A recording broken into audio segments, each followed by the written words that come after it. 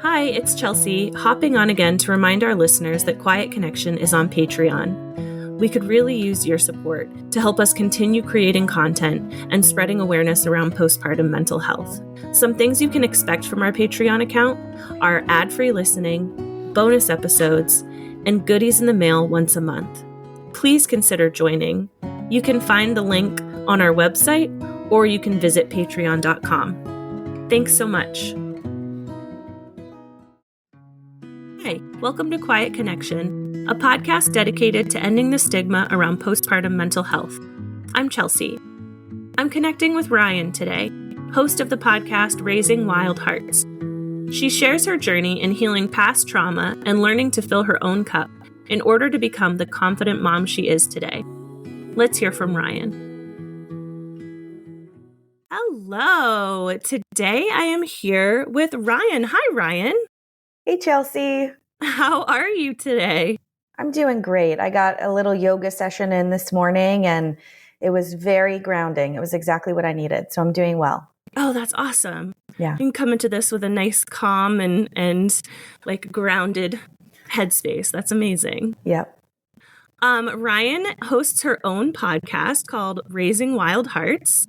So you should definitely check that out. And I'm sure we'll hear a little bit about that throughout this episode. But before we get too deep into it, why don't you tell me a little bit about yourself? Yeah. So I'm a home educating mom of 3 young-ish kiddos.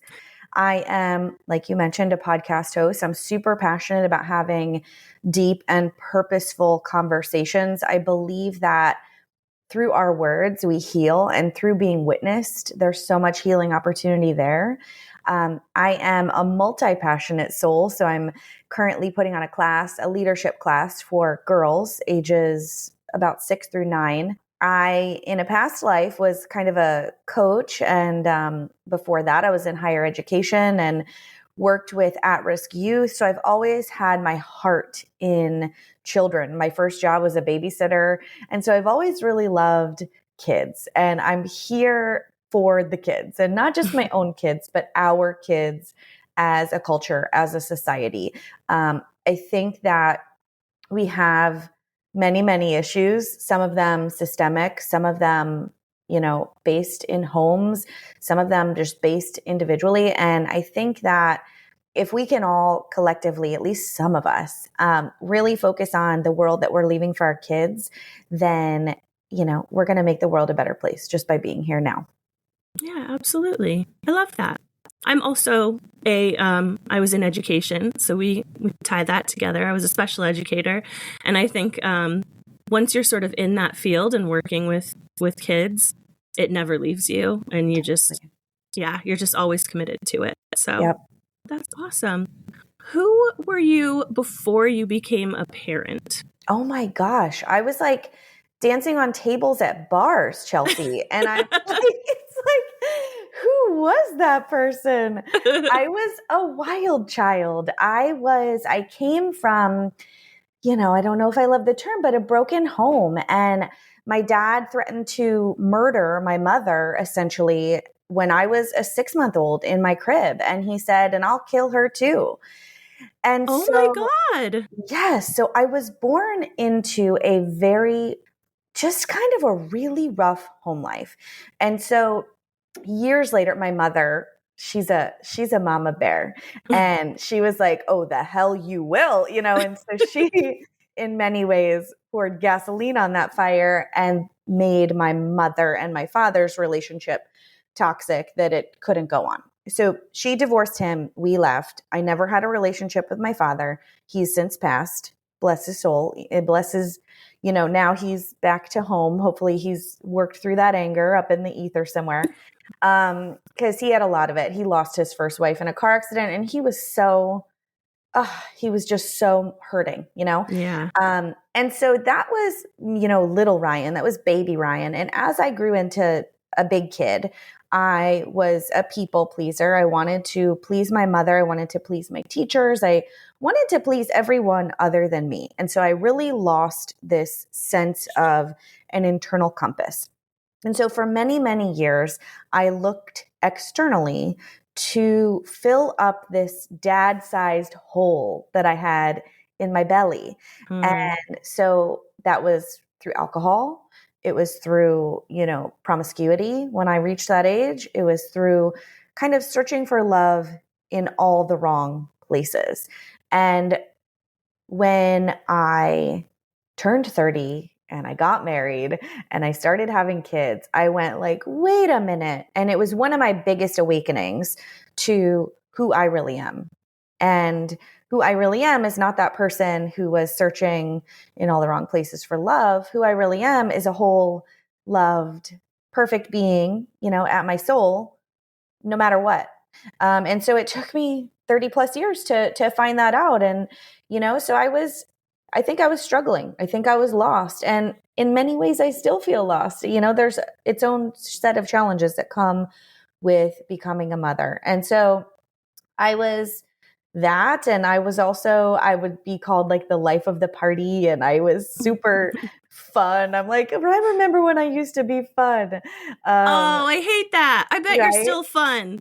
You know what? I am still fun. It's just a different kind of fun, right? Yeah. Yeah. So in a lot of ways, I still have that person in me, but that's a little bit about me before kids. So it's obviously you had a very kind of crazy upbringing. Were kids sort of always on your agenda? Is that something you always wanted? Yeah, I love that question because I never was like, oh, I want kids, but I always knew I would be a mother. So it wasn't a question in my being. I always loved babies. I did love to babysit. Like I wanted to be a pediatrician. So if you would have asked, 5, 7-year-old Ryann what she wanted to do, it was like, I wanted to be a pediatrician because I wanted to help kids. And that's what I thought helping kids was. So yeah, I always knew that I would be a mom, even though I wasn't like that girl saying, oh, when I have my own babies, I knew it. It just was something that was going to happen. Yeah, totally. Yeah. What was that journey like for you into parenthood? It was rocky. Yeah. Similar to my other journeys. Yeah, I think I had a lack of support. I had a lack of a realistic idea of what the initiation into motherhood is. And so I had a really challenging labor with my first daughter, and I came out the other side going like, okay, phew, the hard part's over. And then realizing like I was never going to sleep again. I mean, and just tired beyond measure. And I'm sure so many of you can relate to that. I didn't have family close by. I didn't have that infrastructure. My husband had just started a brand new job. He was working 60 plus hours a week, and I felt really isolated and I felt super alone, and I was bored and tired and frustrated and just wanted like 5 minutes of peace, like to myself, It was a challenge for sure. You had mentioned when we sort of were connecting beforehand that you experienced some postpartum anxiety. Was that with your first, or was that with subsequent pregnancies? Yes. So that was my first. And I had read this book. I think it was called Here Comes the Rain by Brooke Shields. It's about her journey to postpartum depression. And then our doula had also mentioned like, hey, this is kind of what it looks like. And she was describing like, if you don't want to shower and if you don't want to do things that are like fun and if you don't feel like yourself. And so I had this like kind of limited view of what postpartum depression or anxiety was. And so for me, it really manifested in having to be the best, having to be a martyr, having to not sleep, having to make my daughter at all costs happy. And that's not really like what motherhood is. And so I don't want to say one day I woke up, but one day I woke up and had almost like this psychosis. I hadn't had any sleep. I felt so unsafe in my own body. All I saw was like death. Like, I'm gonna die. I'm gonna die. Oh my God, this is the worst thing ever. And a part of me did die that day. And it was the part of me that had to be perfect, had to put everybody else above myself, wouldn't ask for help, didn't know she had her own needs, you know? And so since then, my oldest daughter's almost 9. I've been unraveling those things slowly. Meeting my own needs on a daily basis can still be a challenge, 9 years later. And I just have so much grace for me and for all moms because we are in it and there are so many little needs to attend to. And especially for me, somebody who grew up like kind of in this really challenging situation, I felt like I had to swing the pendulum all the way to the other side and be flippin' perfect. And it just doesn't exist. It does not exist, No, and it's not sustainable at all. No, it's not. No.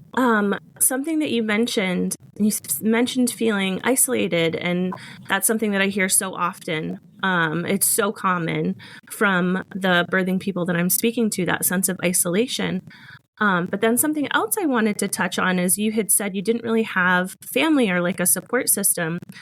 And a common question that I'm getting from some of my listeners and people in my support group are, what are the resources? What do you do when you don't have that family support and you don't have those people coming in and making meals for you or letting you take a shower? For you, what did that look like? Yeah, so my godsend was a mom's group. And I had a friend who had the same midwife as me, and we just connected like, by happenstance. And she said, hey, there's this mom's group it was called the Kabbalah Center. It's like kind of a spiritual, it's not necessarily religious, but it's a spiritual center. And they were hosting a mother's group weekly. Bring your kids, it's during the day, like perfect. And I started going to that, and that alone was just life altering. I look back on those times and I finally kind of came up above water and I had support, and we were able to have these really like challenging conversations of like, oh God, this isn't all like butterflies and rainbows like everybody says it's going to be. And we were able to be really real with that, with each other. That was really helpful. Postpartum doulas, I never had one until actually my third because I learned by then. But postpartum doula, very, very helpful. Somebody to come in the middle of the night, in the day, help you fold laundry, hold the baby for 5 minutes, let you shower. There's also free that like some of these things cost money. So there's also free support groups, La Leche League, find these different systems around you. Yeah, those were the biggest things for me. And then as a first-time mom, it's different than a third-time mom. I'll just go ahead and throw that out there. First-time moms are like, no, I'm not giving my baby to a stranger. Third time around, I was like, here you go. He's good. Give him back to me an hour and I'll nurse him, and so I think the wisdom for like a first-time mom is feels scary. Like it feels hard. For me, it did. And just trust that your needs matter, that taking an hour break doesn't make you a bad mom, that your baby will be fine. You get a referral from somebody, you're not just getting whoever off the street, you can find people that you trust to really help you. I mean, babysitters are a thing. We homeschool, and we have this amazing homeschooled, teenager who is available during the week, during the days. And, she's absolutely amazing. So if you're looking for the support and if you can identify the needs that you really are needing to fill for yourself, then I would say, take it from there. My need was, I need to talk to parents. Like I need to talk to adults. Yeah. I'm like talking to myself and talking to my kid, and this is not sustainable at all. Yeah. And that can be the hardest step for a lot of brand new moms too, is saying like, okay, I need to find a group, like, because you're feeling so locked within yourself and locked within all of these emotions and sometimes locked within your own home. It feels like taking that step and finding that group of other moms or other parents. Yeah, that sounds like that was very, very helpful for you. Did you experience the same level of sort of mental health issues with your other children? So my second one was like a dream. The birth was like a dream. Postpartum was like a dream. I was floating on that oxytocin cloud for probably months with her. And I was really hyper aware of, okay, for me, when I start to feel overwhelmed, these are the signs and symptoms. I start to lash out. I start to get grumpy. I start to, pick fights. So I knew I had a really good idea of like, these are the clues. My second one was lovely. I was still in that postpartum group. I also then had like little 2-year-old toddler activities. So I was getting out and about more because I had a toddler too. And so I was keeping her busy. We had like a kind of a social schedule to keep Oh, up with. that's great. Yeah. So that really helped me getting out of the house. And so with my second, it was great. With my third, I wanted to have a home birth. I had a hospital birth with my 2 prior and with a midwife. And with my third, I'm like, okay, third time around, time for the home birth. We don't need to leave, la, la, la. Very long story short, about 24 hours birthing at home. My daughters wake up in the morning and they're like, is the baby here? And I'm like, my midwife was like, I think it's time for you to transfer. And I was like, what? I didn't even have a hospital bag packed. Like it wasn't even an option in my mind. And so with my third, I grappled a lot with, oh my God, who am I if I'm not this home birthing mom? Who am I to, give up and go to the hospital? I thought I was like headed for a C-section. Turns out I was very ready. I had the baby 20 minutes after I arrived at the hospital.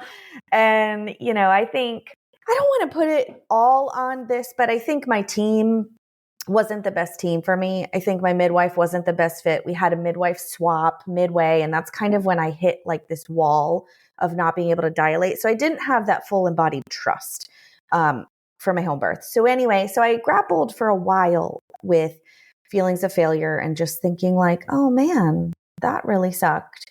And I also had a ton of support. My husband took weeks off of work. We had a babysitter. We had my mother. We just had all this like infrastructure built up. And so it was a little bit of an easier ride, this time too. And actually, my son is about to turn 2. And in many ways, I do still feel postpartum. So I'm still, I don't like the expression getting my body back, but I'm still figuring out, what's good for my body now? What do I need to focus on to feel healthy and strong and nourished? And so in a lot of ways, I'm still kind of having that experience, which is beautiful because, I'm learning a ton. Yeah. And I read this statement, which I think really rings true, is that postpartum is forever. You're never out of it. That's right. Once you've had a child, you are postpartum. Yep. So it's a journey for sure. And what I think your experiences speak to is how different each pregnancy and each birth really are. I think for a lot of our moms and birthing people who experience pretty traumatic births or pretty intense postpartum mental health disorders with their first, it almost scares them into maybe not wanting to go down that path again or be like a one and done.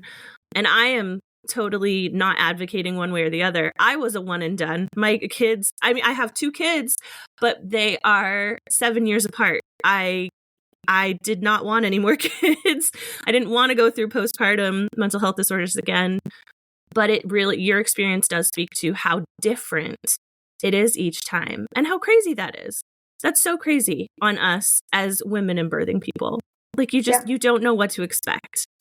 But yeah, I'm glad that you were able to sort of have a little bit of a different experience every time.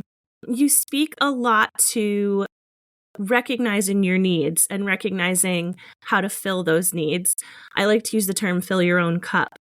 And when reading some of your work, I was reminded that you can't pour from an empty cup. Can you talk a little bit about how you juggle that, how you juggled going from wanting to be perfect mom and total opposite of like the upbringing that you had to sort of recognizing, no, this is what I need to do for me so that I can be there for my kids? Yeah, well, it's a journey of self-discovery. So, to frame it in like a motherhood lens first, this is what's coming up for me, is that we look at our kids and we want the best for them. And for me, I want to teach my kids how to know themselves, not how to do well on a test, not how to, be polite. I want them to know themselves. I want them to have a compass internally. And so for us, as we grow, if we didn't have that influence, which many, I'll venture to say most of us didn't have that adult in our lives that wanted us just to know ourselves. They wanted us to be compliant, obligatory, and get good grades or whatever that flavor of that was in your house. And so when we grow up not knowing who we grow up not knowing our needs, our passions, our desires, and we're disconnected from those parts of ourselves of what is it that I really freaking want? Mm-hmm. What is it that like lights me up? What is it that I could sit down and do for hours and forget that I have to pee? Like, yeah. like that's a really good sign of what you're here to do. And purpose is this overarching, flowery thing, but it's breadcrumbs to find the purpose. It's you follow the tiny little signals. What do you love? And then the needs are a little bit harder because we want to pretend that we don't have needs. We want to pretend that we are just perfect without asking for anything. We don't want to be high maintenance. We don't want to rock the boat. But I think we could start in the really basics. Like when you get up in the morning, what feels good for you to do? Is it to like shower and blow dry your hair and put makeup on? Or is it to like meditate for 5 minutes? Is it to put music on and dance? Is it to just go for a walk? Is it to invite your babies in bed with you and snuggle with them? Like everybody's going to have a different version of when I get up, what makes me feel really good. And, it's just an experiment. You try something on and then you go like, that doesn't really work. And then you try something else on and you figure it out. For me, I am an extroverted introvert. So I need a lot of solo time. And I think, we all as moms can probably relate to that. Like we are surrounded by our kids, like dripping with children, some of us, and we just need some alone time. We just need like 5 minutes, 10 minutes, 3 hours, 2 days to recalibrate, So really being honest with yourself. It's okay if you want to be alone. It's okay if you don't want to be around your kids. You can even tell them if they're older, like, hey, mama's going to go in her room right now. I did this yesterday. There were questions being thrown at me and I was like, I can't think. And I go, you know what I'm going to do? I'm going to go into my room for like 5 minutes or less and I'm going to go think. And I sat down on my floor. This isn't like a revolutionary thing, but it kind of is. I sat down on my floor, put my hand on my heart and my hand on my belly. And I took 3 deep breaths and I was like, oh, okay, this is what we'll do. It was about like, what are we doing for the rest of the day? I'm like, okay, I got it. So I walk back out. I'm like, hey guys, I'm back. Sometimes we just need to center ourselves and we don't. So this is another good clue. Are you yelling at your kids? Are you snapping at the people you love? Are you overeating, overdrinking, over consuming Netflix, these are signals to like, hey, something needs to be looked at here. So, we can look at those red flags and go, okay, I'm, eating too much and then it makes me feel like garbage. What is it I need? Oh, I need a friend to talk to. Or I need to call my sister, or I need to, it's not often going to be jump on social media. That's another red flag. If you're scrolling and you're going like, oh my gosh, I'm scrolling, because it feels like it's chilling us out. But what it's doing is it's hijacking our brain. And it's going like, let me think for you. And we don't want social media thinking for us. So while it feels like a very chill activity, notice how you feel. Notice what sensations you have in your body. Notice what thoughts you're having to see if that's really healthy for you. Oh, I'm totally guilty of that. Yeah. They call it doom scrolling. Just Doom scroll to scrolling. the next. Yeah, doom scrolling. Scroll to the next, scroll to the next, and you sort of just check out. I've had another guest refer to sort of what you're talking about as glimmers, and it's sort of the opposite of a trigger. And I love that term, and I love how something as simple as, okay, 5 minutes or less, I'm going to sit in my room. I'm going to connect with myself, and then we're going to start this over again. This will probably be like the third or fourth time I refer to this, but I don't know if you're a Bluey household. We dabble in Bluey. Yeah, we dabble. So it reminds me again of when Chili is like, I just need 20 minutes where no one is near me or no one is touching me. And I think Bluey is just as much a show for parents as it is for kids. So if you're not watching it, watch it.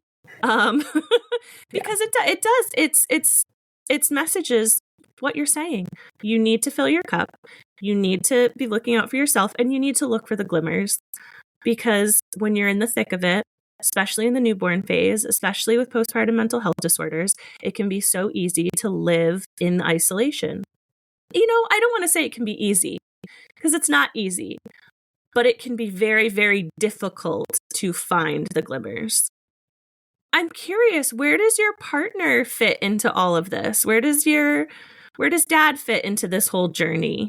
Yeah. Was he supportive throughout the way? He had just got a new job when you had your first. Yeah. So what did that look like? Everybody tells me this like great man I am married to. Everybody is like, oh my God, your husband's amazing. I'm like, yeah, he's okay.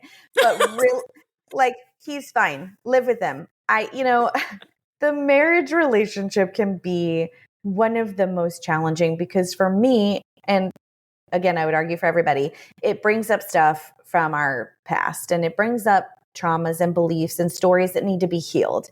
And some would venture to say that the purpose of romantic relationships is to heal, is to go through those challenges and that adversity. So all that said, my husband is fucking amazing. And also, like, we each have our own struggles individually. So he was really, really supportive after, and only after, I was like, I'm dying. I can't do this anymore. And he's like, oh, okay, I guess I'll jump in. And so he jumped in. He was up in the middle of the night with her. And because I think it was about 5 months is when the floor dropped under with my first. And he was like, okay, I'm in, tag me in. He didn't know I needed him until everything blew up. So yeah, he was wildly supportive. He had his shush like down pat. She loved to be shushed. And so he'd just walk around like shh, shh, shh constantly. And it's like, my shush hurts. Like, my shush is tired. Oh my God, we shushed so much, that girl. So yeah, he was wildly supportive, and he's really, I like to describe him in that he has 2 sisters, and he may be the most sensitive one of all of them, even of the 3 kids that he has in his household. And so he understands like women and their needs, and he understands my emotions. He is a very sacred container for me being wild and free. So traditionally, masculine presence is a container. It's this strong but firm presence, and it's steady like this. And typically the feminine is flowy and emotional and whimsical, and and this is speaking traditionally, and we all have masculine and feminine in us. And so he holds this very steady line for me to just be wild. And so it works out really well. And so he holds space for me when I'm having a hard time, even now, probably forever. And we've worked on that. And I told him like, oh my God, all I need for you to do is just like sit here and let me cry on you for 10 minutes, And so he's really, really great at that. And I'm very thankful for that, because I think partner support can be one of the things that sometimes is lacking. And this is not to say there's any perfect partner out there, because there's just not. And it's just, there are challenges for everything. But yeah, he was really supportive and continues to be so. He wants to do the right thing for me. He wants to do the right thing for his family. And, he's got a career. He's full-time supporting our household mostly. He's got 2 jobs. Like he's just, he's got his own thing too. And so we found, 9 years later, that he's really needing to step more into this traditional masculine role. And I'm really needing to step in more to this feminine role, which I was not very accustomed to. You asked me who I was before I had kids. I had a career. I had a job. I made money. I made the decisions. I was driven. I was busy. I was, having conversations in boardrooms and doing all these things. And those are typically very masculine activities. And so when I was like wound up at home with the baby, like hanging off my boob for hours on end, I was like, what is this like motherhood you speak of? It was so strange. So I'm finding for me, stepping into my feminine essence is helping that balance in the relationship, and it's helping him support me more too, because I can be this and he can be this, and that polarity is kind of what makes it work. It works for you guys. Yeah. And I would argue, I heard you say like you were making decisions and you were doing this and you were doing that, and like you're still doing those things. You're just doing them in a different way. Yeah, that's true. I feel very much like the CEO of our household for sure. And, much of that, a lot of that I need to relinquish the control on. Not a lot of it, some of it, right? I can't do all the things, be in all the places, making all the decisions, right? And so there's this fine, strange line that we are towing constantly, Yeah. Well, especially as the default parent, which often falls to mom, making all of the decisions and making all of the plans and thinking 10 steps ahead. So yeah, I just don't want you to diminish who you are to your family. You're still a badass, it sounds like. So for sure, right? This traditional view of a badass is not necessarily, embodied in motherhood, but you're right. We are badasses. We do so much. Our presence even is just monumental for our children and our partner, everybody. Mama makes the home go round. I mean, we're like the little, moon or sun or whatever it is that all these little planets like revolve around, whatever. So yeah. I would love to hear more about your whole journey into what you call unschooling or nature schooling. So you're homeschooling your kids. What is that like? I want to hear about it. Yeah, it's crazy. So I never wanted to be a homeschooler. If you would have told me 10 years ago, even like 5 years ago, 6 years ago, that I'd be homeschooling, I would have laughed. We moved to our neighborhood for the public school district. I switched from public to private as I grew up. And so private school was always kind of an option out there. Never thought homeschooling was an option though. Never thought it was going to happen. No, that's not me. I couldn't do that. No way.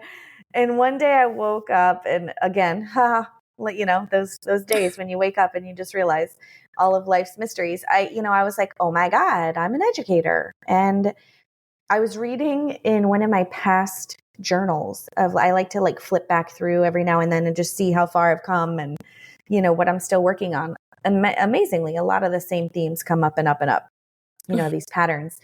But I had written in there, like, I think it was just, I am an educator. Like I had this like light bulb moment. And this was like years prior. And I'm like, oh my gosh, I don't know if you've read The Alchemist, but it's kind of a spoiler alert. This boy goes on this journey to find this treasure. And in the end, the treasure was right where he started the journey. And he needed the journey. Don't get me wrong. He needed it. But it was just like when it comes full circle, it's like, whoa. And I highly recommend that book. It's one of my favorites. I read it every year. The Alchemist by Pablo Coelho, I think is what it is. So never thought I was going to do it. And then, of course, 2020 rolled around. My oldest daughter was getting ready to go into kindergarten. And I was like, well, here we go. And so it wasn't an option for me to send her to any school at that point. They had attended a play-based preschool, which closed down. They were also part-time at a Montessori school. So I had them in school, and the idea was like, okay, time for kindergarten. And so 2020 rolled around, and it was like, well, this isn't happening. I guess I'm going to homeschool. And I had a group of moms who we created a co-op, and it was just a very nature-led, play-based kind of a spot. And so we did that for a few days. There were very little to none formal academics, and we just played, and we went on field trips, and we had fun. And my little daughter, we didn't have my third yet, came along for the ride and just played too. And then it went fine. And last year we decided to put them full-time in a private nature school in our county. And that was okay too. And through the year though, I realized there are needs that aren't being met for specifically one of my kids. And so I went back to the drawing board and I went, okay, what's next? And I really got quiet and asked, what's good for her? What's good for me? What's good for the other kids? What's good for the family as a whole? And ultimately what we landed on was that homeschooling was the way. And there are so many resources. There's so much support. Depending on what state you live in, there are different laws and different requirements that need to be met. But it is a journey, and it's one of the best journeys I've been on for sure. Yesterday my kids are home with me on Fridays and, all day. And I was like feeling this like familiar twinge of like, ooh, I'm really bored. Ooh, I'd rather be doing a podcast interview. Oh, I'd rather be sitting down writing a blog. Oh, how about that email? And so I noticed that I have to keep coming back to, okay, right now, this is what we're doing. Like being present, doing some workbook work, doing some of this. And this is the first year we've done many formal academics. And so it's taking a lot to get used to, honestly, to like sit down and do like, okay, now this is our math work. This is our English work. And so I don't have like a strong opinion on that yet, but it's definitely just, that's where we're at in our journey. And it's been good for us so far. And honestly, we take it year by year. Nothing is permanent. Nothing is forever.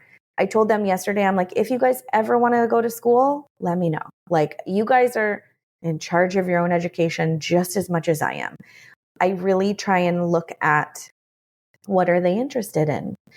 Who are they? What lights them up? And so a lot of it, the majority of it, is just observing, which is really fun, because then you get to know your kids in a different lens of like non-judgmental observer.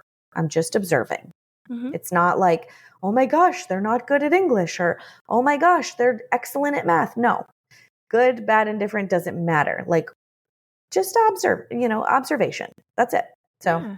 What are you interested in? I love that. I love that it's kind of like a full circle thing for you, where you had this need, again, I'm bringing it back, but like you had this need to be perfect and check all the boxes and fill all the holes and do all the things. But you're now looking at your kids and being like, who are you? You do you. And I'm just here for the ride.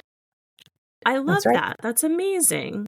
So in terms of your healing journey, in terms of coming from a place of anxiety and maybe depression with your first, and then getting to this place where you are now, where you're like, I can take care of me.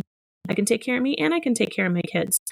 You had mentioned when we were connecting before that there is no one size fits all in terms of healing. Can you talk to me a little bit about that?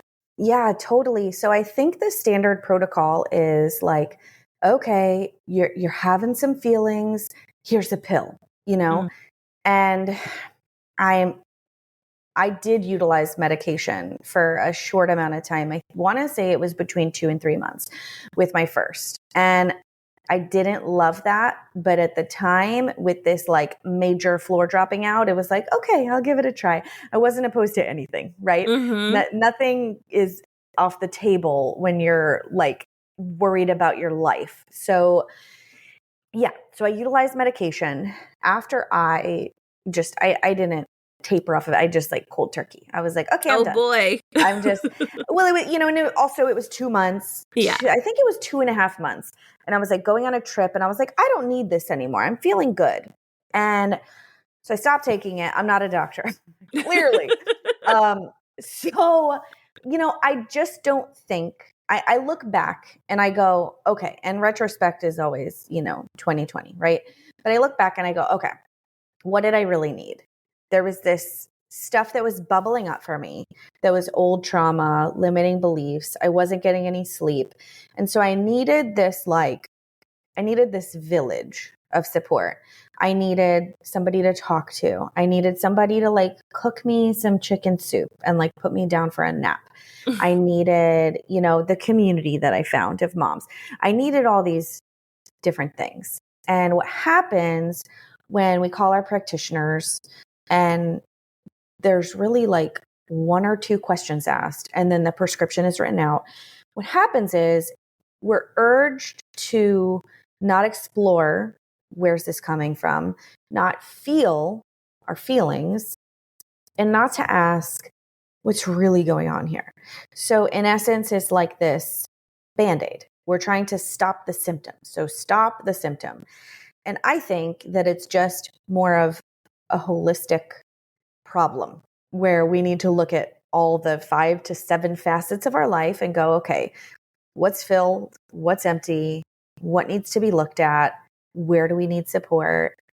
Why can't we feel our feelings? Like, I didn't know that there was more than like happy, sad, or mad. Like, there's like all these nuanced feelings. And before the age of 30, I was like, oh yeah, happy, sad, mad. Yeah, those are it. And we're just like, now social emotional learning, social emotional awareness, it's a bigger thing. It's starting to become mainstream. I think it's great.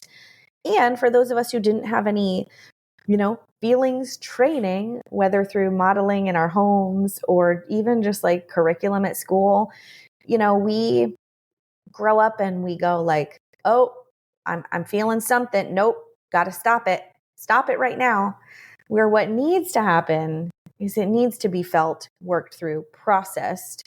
Obviously, I recommend getting practitioners to help. Somatic practitioners, traditional practitioners, Reiki healers, yoga teachers, all of it, talk therapists, everything, right?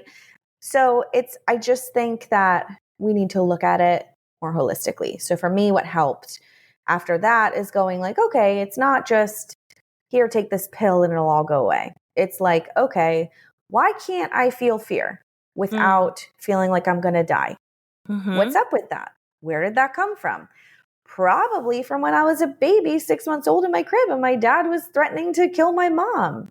And I was, right? And so if we don't give ourselves opportunities to look at what happened in the past and heal it and like let it go once and for all and to be able to have a conversation like this about it, then we're going to be holding on to those things forever.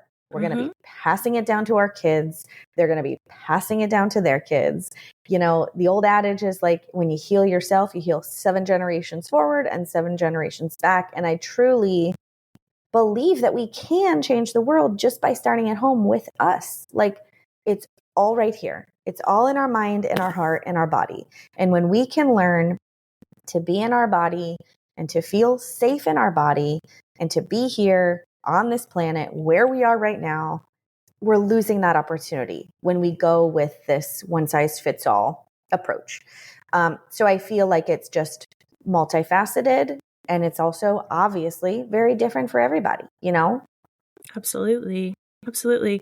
And the themes that I'm getting are presence and being present, which is incredibly hard and difficult as a parent, staying in the present moment.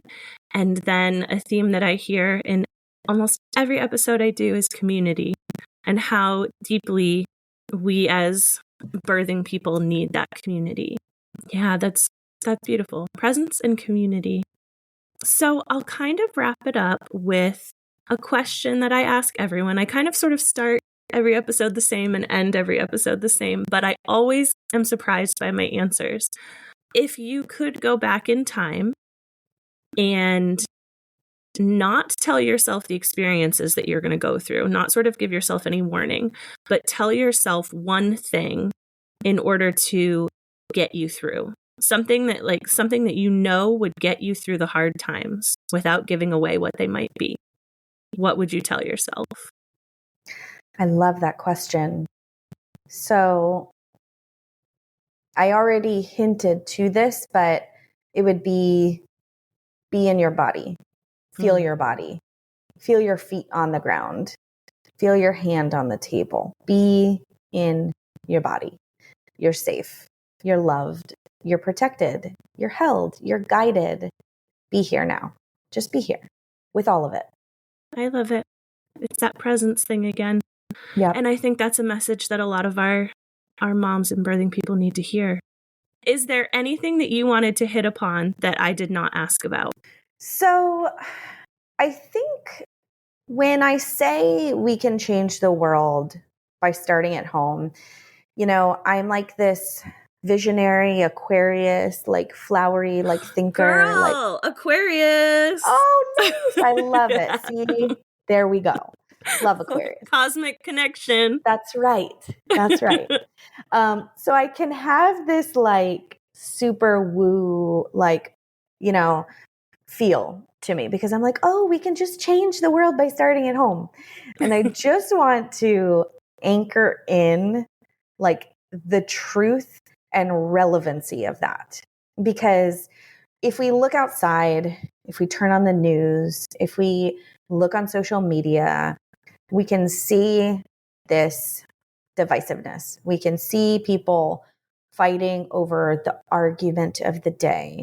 I mean, vaxxed, not vaxxed, left, right, blue, red, da da da da da. I mean, you can find an argument to get into, right?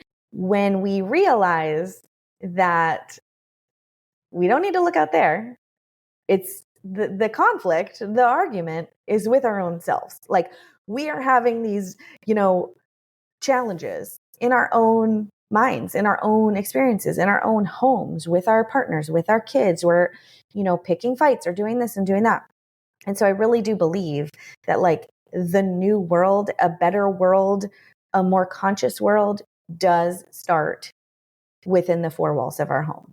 I really do believe that when we take a look at these things of like, people will call it consciousness, people will call it awareness. When we become aware of what we're doing, why we're doing it, what we need, what we want, then that has this massive ripple effect. First in our homes. And then when we go outside our homes, we smile at someone, we look at someone in the eye. Like how often do you go out into the world and someone looks you in the eye, like truly looks at you and goes like, thank you, and the more the little things like that happen, your kids are going to go to their school or to their co-op or to their this, and your husband's going to go to work and he's going to be happier because you've, given him something that or you've worked through something with him and your relationship is feeling really great. It's just the ripple effect is real. And we may never know how many lives we touch. This podcast, Chelsea, is touching people's minds and hearts. And it's helping people through these really hard times. It's putting something in people's ears that is so beautiful and helpful to let them know they are not alone, So the conversations like this one, which I value so much, and like the ones I have on my podcast, Raising Wild Hearts, like they are just so healing to be witnessed and to witness another in their healing journey it's beautiful. It's the best thing. And my dog clearly agrees. I have really enjoyed this conversation. I felt a lot of connection with so many things that you said. I also find myself, my partner's downstairs and he's probably rolling his eyes, but I'm finding myself wanting to look into homeschooling a little bit. But let me know if you need some guidance. I'm happy to be a resource for you to just bounce ideas and questions off of. I really am. I appreciate that.